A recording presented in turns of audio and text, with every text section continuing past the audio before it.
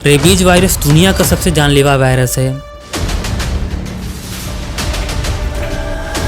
ये एक ऐसा वायरस है जो इंसान को पागल बना देता है। रेबीज दुनिया की सबसे खतरनाक बीमारियों में से एक है। एक बार लक्षण दिखने शुरू हो गए तो समझो उस इंसान की मौत निश्चित है। ना दवा काम करती है ना डॉक्टर। खतरनाक वायरस इसको इसलिए बोला जाता है क्योंकि जहाँ भी आपको डॉग ने काटा है वहाँ से यह वायरस ट्रेवल करते हुए आपके स्पाइनल कॉर्ड में जाता है, फिर स्पाइनल कॉर्ड से ब्रेन में जाता है और ब्रेन को पूरी तरह से हाईजैक कर लेता है। एक बार ब्रेन को हाईजैक कर लिया फिर शुरू होता है इसका असली तमाशा।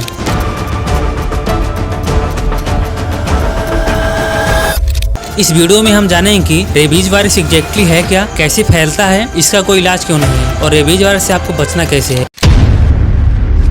ब्रिजेश सोलंकी उत्तर प्रदेश के बुलंदशहर जिले का रहने वाला ये लड़का state gold medalist kabaddi player था जो प्रो कबड्डी लीग में खेलने का सपना देख रहा था। एक दिन ब्रिजेश प्रैक्टिस करने के बाद अपने घर लौट रहा था, तभी उसकी नजर एक नाले में फंसे एक छोटे से पिल्ले पर पड़ी। उसने उस पिल्ले को नाले से बाहर निकाला। उसी दौरान उस पिल्ले ने ब्रिजेश को काट लिया। अब बाहर से देखने में तो ये नॉर्मल स्क्रैच ही लग रहा था, लेकिन असलियत तो ये था कि दुनिया का सबसे डेंजरस वायरस रेबीज ब्रिजेश के शरीर में एंटर कर चुका था। चूँकि स्क्रैच इतने गहरे नहीं थे और बहुत नॉर्मल सिचुएशन थी, इसीलिए ब्रिजेश ने अपने घर वालों को यह बात बताना जरूरी नहीं समझा। इस वीडियो में आगे आपको एहसास होगा कि यह ब्रिजेश की कितनी बड़ी गलती थी। सबसे पहली बात तो आपको ये पता होना चाहिए कि दुनिया के सभी डॉग्स में रेबीज वायरस नहीं होता। कुछ डॉग्स ही रेबीज वायरस से इन्फेक्टेड होते हैं और जो होते हैं उन्हें रेबीड डॉग बोला जाता है। एक बात और ध्यान रहे कि रेबीड डॉग को आप ऐसे ऊपर से देखकर नहीं पहचान सकते। ऐसा बिल्कुल भी हो सकता है कि कोई रेबीड डॉग हो और वो नॉर्मली बिहेव कर रहा हो।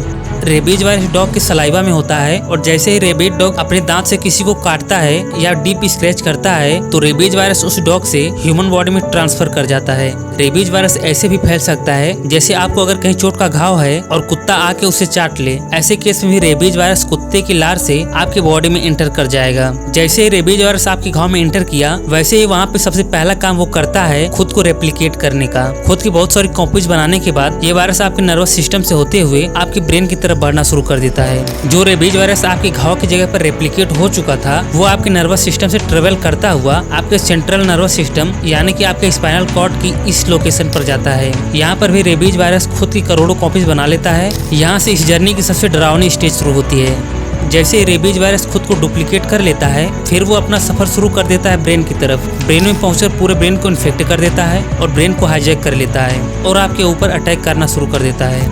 रेबीज वायरस के टोटल 5 स्टेज होते हैं। सबसे पहला स्टेज है इंक्यूबेशन पीरियड का। इसका मतलब है कि रेबीज वायरस शरीर में एंटर करने के बाद से लेकर ब्रिजेश के शरीर में पहला सिम्टम शो होने तक का टाइम।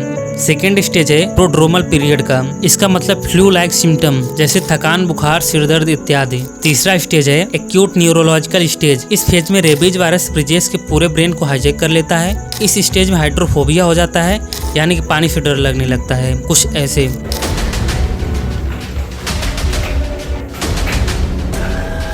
इसके बाद चौथी स्टेज है कोमा। रेबीज पेशेंट कोमा में जाता ही है। उसके बाद 5वीं स्टेज है सीधा मौत। रेबीज खतरनाक बीमारी तो है ही, लेकिन इसका कोई सॉल्यूशन तो होगा ना। हाँ है सॉल्यूशन। आप खुद को रेबीज वायरस से बचाने के लिए क्या कर सकते हो। जिन लोगों के पास पालतू कुत्ते हैं सबसे पहले तो उनको इंश्योर करना चाहिए उनके कुत्ते प्रॉपरली वैक्सीनेटेड हैं। अगर आपको कभी कुत्ता काट लेता है तो WHO यानी वर्ल्ड हेल्थ ऑर्गेनाइजेशन का सीधा कहना है कि उस घाव को 10 से 15 मिनट तक साबुन से धोते रहना है और तुरंत ही डॉक्टर को दिखाना है।